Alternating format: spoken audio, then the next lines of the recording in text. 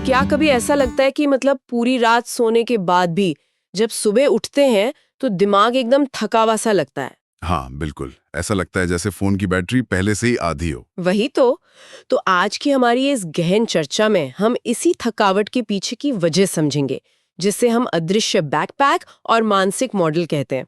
मतलब आसान भाषा में कहें तो ये वो बैकग्राउंड एप्स हैं जो हमारे दिमाग में छुप कर चलते रहते हैं। और हमारी पूरी ऊर्जा चूस लेते हैं। एकदम सटीक उदाहरण दिया आपने। देखिए, ये जो बैकग्राउंड एप्स है ना, ये असल में हमारे बचपन के अनुभव है या फिर वो गहरे डर और विश्वास है जो हमने वक्त के साथ पक्के कर लिए हैं। तो मतलब हमारा दिमाग हर बार नई स्थिति को समझने की मेहनत नहीं करना चाहता। बिल्कुल, वो अपनी ऊर्जा बचाने के लिए इन पुराने अनुभवों का एक चश्मा सा बना लेता है। और नतीजा ये होता है कि हम दुनिया को वैसे नहीं देखते जैसी वो असल में है, बल्कि वैसे देखते हैं जैसे हम खुद अंदर से हैं। बाप रे, ये तो काफी भारी बात हो गई। अगर हम स्रोत में दी गई प्रिया और एलेक्स की कहानी देखें तो बात और साफ होती है। प्रिया एक प्रोजेक्ट मैनेजर है जो मतलब कमाल की प्लानिंग करती है। हाँ, पर वही खूबी उसे माइक्रो मैनेजर भी तो बना देती है। हर चीज को कंट्रोल करने की चाहत में उसे बर्नआउट हो जाता है। और एलेक्स का भी तो यही हाल है। वो ग्राफिक डिजाइनर है, पर चीजों को इतना परफेक्ट बनाना चाहता है कि अनंत सुधारों के चक्कर में अपनी जरूरी डेडलाइन ही मिस कर देता है। हाँ बिल्कुल, पर मुझे यहाँ एक बात समझ नहीं आ रही। कौन सी बात? यही कि अगर कोई अपना काम बहुत अच्छे से करना चाहता है तो वो चाहत किसी इंसान की दुश्मन कैसे बन सकती है? देखिए, दुश्मन वो चाहत नहीं है। असल में दुश्मन वो डर है जो उस परफेक्शन के पीछे छिपा है। जब प्रिया को लगता है कि अगर उसने हर छोटी चीज कंट्रोल नहीं की तो सब बर्बाद हो जाएगा, तो वो असल में अपने काम से एक तरह की सुरक्षा मांग रही है। अच्छा, तो मतलब वो बस सेफ महसूस करना चाहती है। एकदम सही। न्यूरोसाइंस भी यही कहता है कि जब इंसान तनाव में होता है तो वो अपनी सबसे मजबूत खूबी को ही बचाव का हथियार बना लेता है। पर जब दबाव बहुत ज्यादा बढ़ जाता है तो संतुलन बिगड़ जाता है। जो खूबी कभी ताकत थी, वही उस बैकपैक का सबसे भारी पत्थर बन जाती है। समझ गए। बिल्कुल, दबाव में दिमाग अपनी ही ताकत का ओवरडोज ले लेता है। पर ये तो काम को कंट्रोल करने की बात हुई।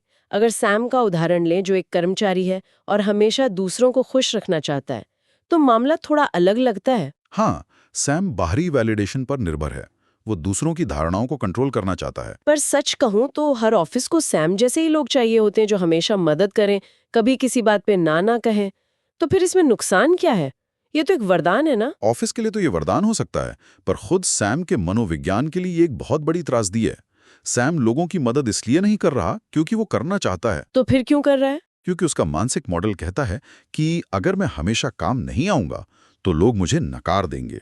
इसी डर से वो कभी किसी को ना नहीं बोल पाता। अरे, तो ऐसे तो वो धीरे धीरे अपनी खुद की पहचान ही खो देगा। बिल्कुल, और अंदर से एकदम खालीपन और थकावट महसूस करेगा। और इसी से मिलता जुलता जॉर्डन का मामला है, जो एक एथलीट है। उसका मानसिक मॉडल है बस हर हाल में सुपेरियोरिटी पाना या जीतना। हाँ, वो सैम के एकदम उल्टा है। वो टॉप पर तो पहुंच जाता है, पर टीम वर्क को बिल्कुल कुचल देता है और आखिर में बहुत अकेला महसूस करता है। वही बात है ना, दोनों ही अपनी अहमियत बाहर की दुनिया से तय करवा रहे हैं। जॉर्डन जीत की ट्रॉफी से और सैम लोगों की तारीफ से।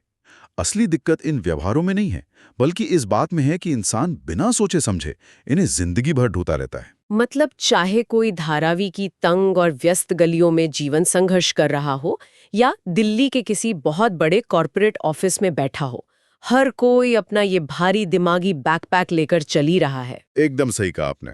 हर कोई यही सोच रहा है कि यार, सफर इतना मुश्किल क्यों है, पर वो अपने बैकपैक को खोल कर नहीं देखते। तो इसका मतलब है कि हम अचानक से अपना सोचने का तरीका तो नहीं बदल सकते, पर कम से कम ये तो देख सकते हैं कि हमारे इस अदृश्य बैकपैक में रखा क्या क्या है। बिल्कुल, इन मानसिक मॉडलों को पहचानना ही बदलाव की पहली सीढ़ी है।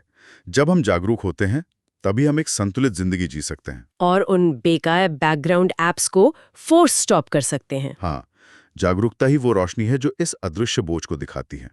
जब इंसान देख पाता है कि वो क्या ढो रहा है, तभी वो उसे नीचे रखने का फैसला कर सकता है। बहुत ही गहरी बात है ये। तो आज के इस गहन चर्चा को हम यहीं विराम देते हैं, पर जाने से पहले एक विचार है जिस पर हम सबको सोचना चाहिए।